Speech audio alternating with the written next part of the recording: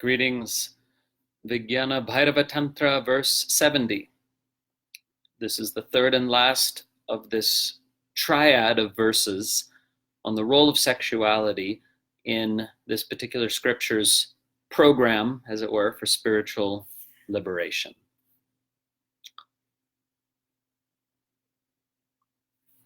Okay.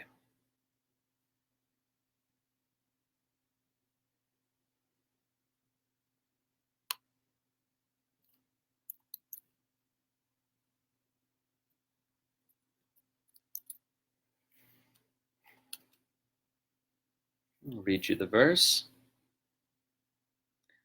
Lehanāmanthanākoṭaiḥ strī-sukhasya bhara-smṛteḥ śaktyabhāve deveśi bhaved ānanda-saṃplavaḥ.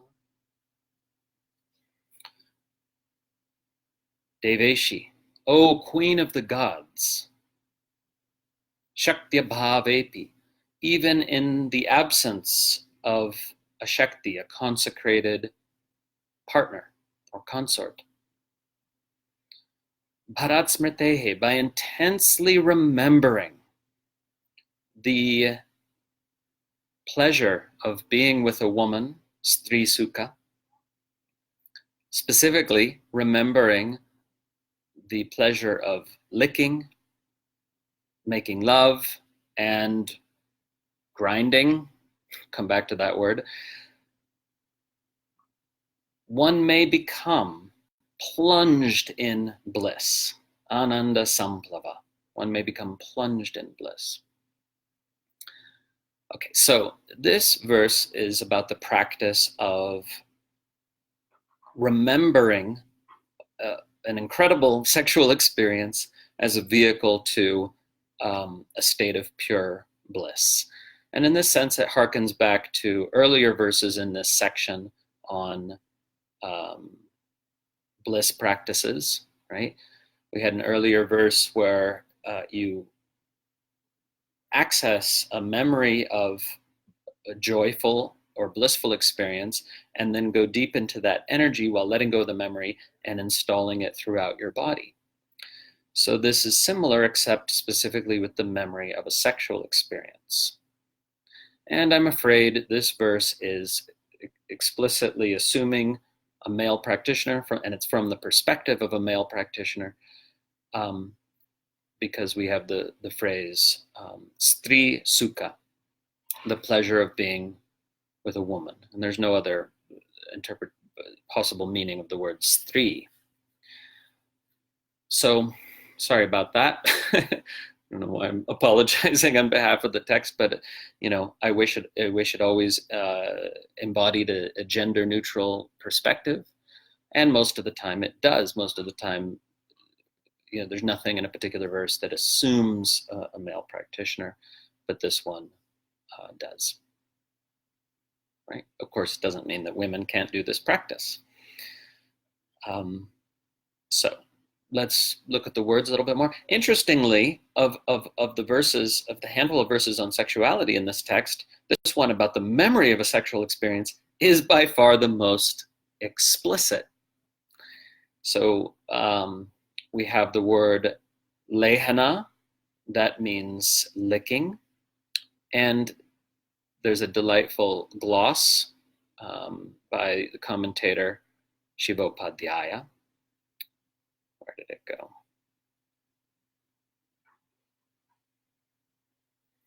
Yeah, that lehana, licking, means vaktra asava aswadanam, meaning savoring the juices of the mouth.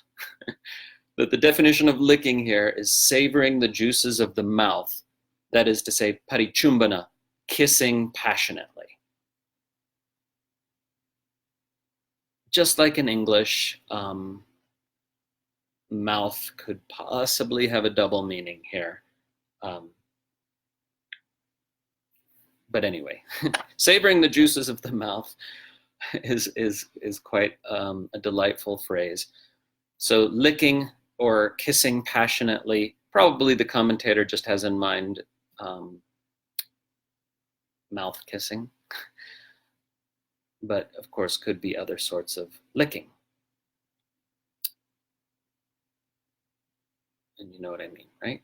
Okay, so the next term in this compound is manthana. That means, well, it means intercourse. It means literally something like churning, which is an earthy word for intercourse. And then we have this mysterious word, akota, or akota. What a weird word. It's not found in the dictionary, well, not in the ones I looked at, with any meaning that applies in this context.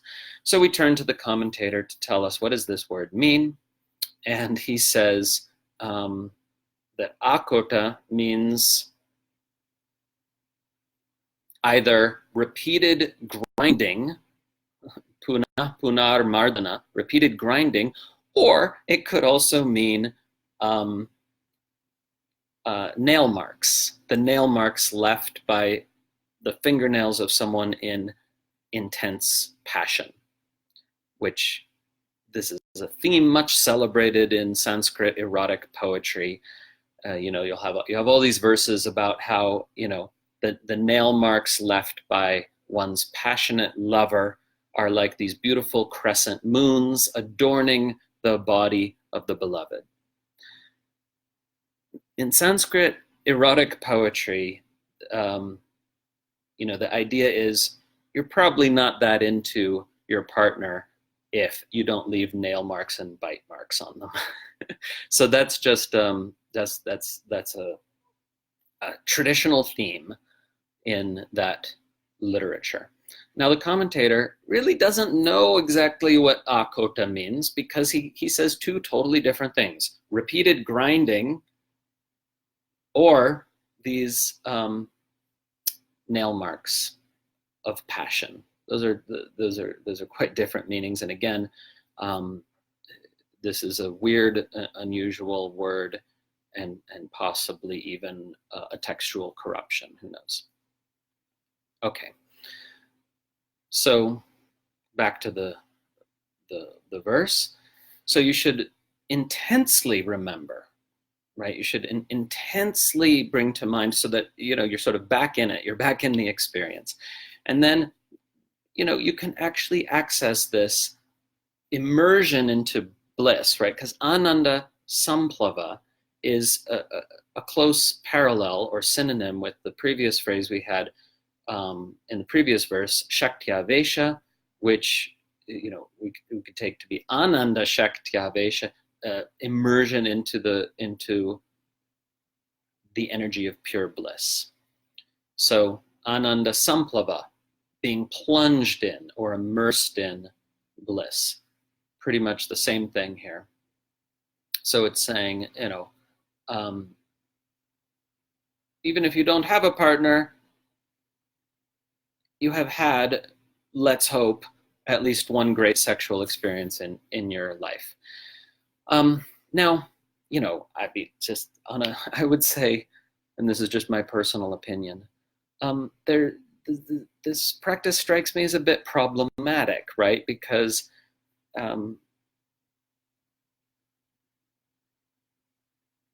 for most people, and I admit I'm one of them, to kind of intensely remember one's best or most sublime or superlative sexual experiences does sort of trigger this energy of desire. Oh, I want to have that again. And maybe it doesn't for others. I don't know. The idea here, though, of course, is that you're not going there. Rather, you're going into this immersion into the pure energy of bliss itself. But I think for many people, that's going to be quite tricky to do without triggering their longing for those superlative experiences that may not be available anymore, or may not be available with that person, or whatever. I don't know. That's just something I see as potentially problematic. Okay.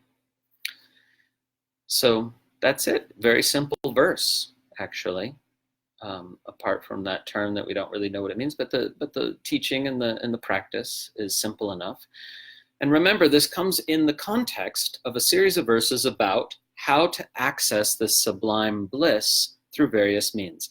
And we'll see the very next verse is talking about the sublime bliss you experience when you are reunited with a loved one, not necessarily a lover, but it could be a relative, a friend, any dearly loved one. When you're reunited with them after a long time, there's this exquisite joy that is another entry point into the sort of sublime or transcendental joy.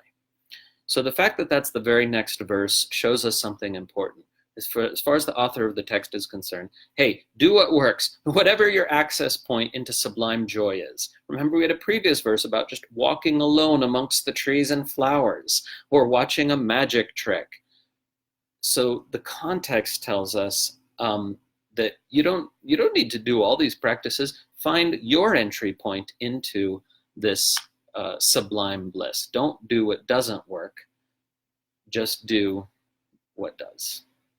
That's absolutely crystal clear from the context, and that's why it is important to study these practices in context.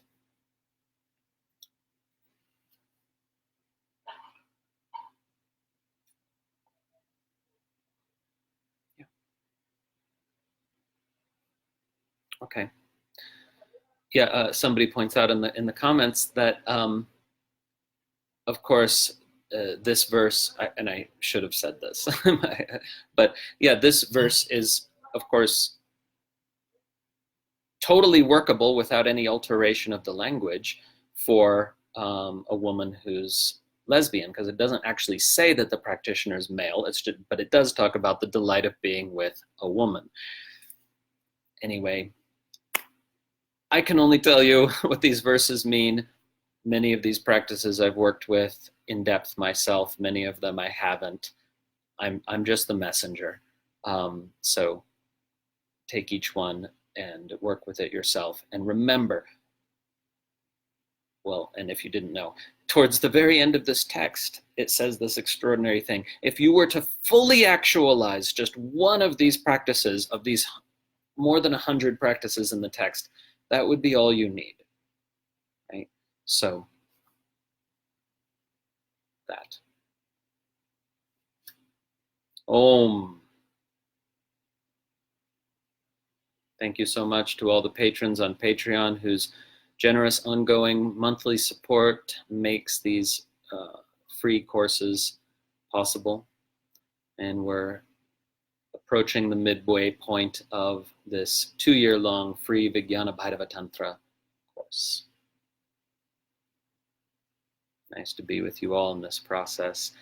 And may each and every one of you find at least one practice in this sublime and mysterious text that really does it for you.